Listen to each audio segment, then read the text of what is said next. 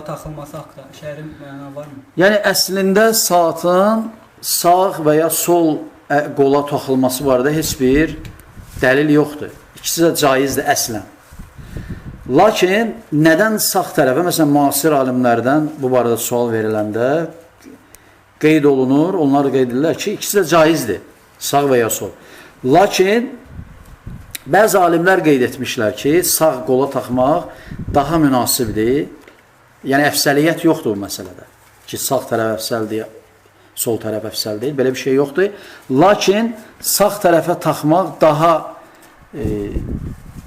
münasibdir. Niyə görə? Birincisi ona görə ki, düzdür, sağ tərəf barədə, yəni sağ tərəfin üstün olması barədə dəlillər var. Məsələn, Peyğəmbər sallallahu əleyhi və səlləm bir işdə xeyirli bir işi görəndə hər zaman sağ tərəflə başlayardı və ya xeyirli olmayan və ya təmiz olmayan işləri sol tərəflə edərdi. Məsələn, ayaq yoluna girmək və s.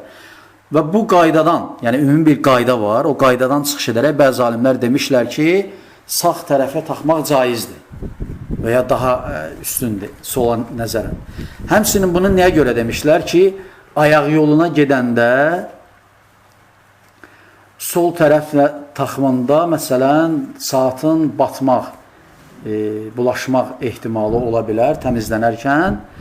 Bu səbəbdən də sağ qola taxılması daha münasibdir bəzi alimlərin görüşünə görə.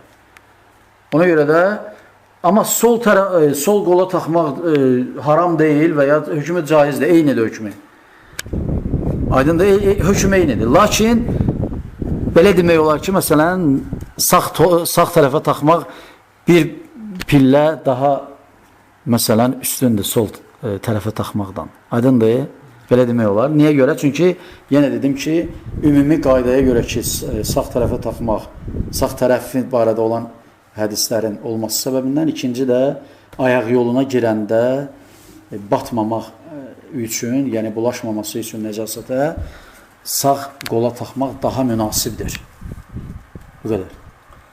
Xüsusi olaraq Mədinə studiyası tərəfindən təqdim olundu.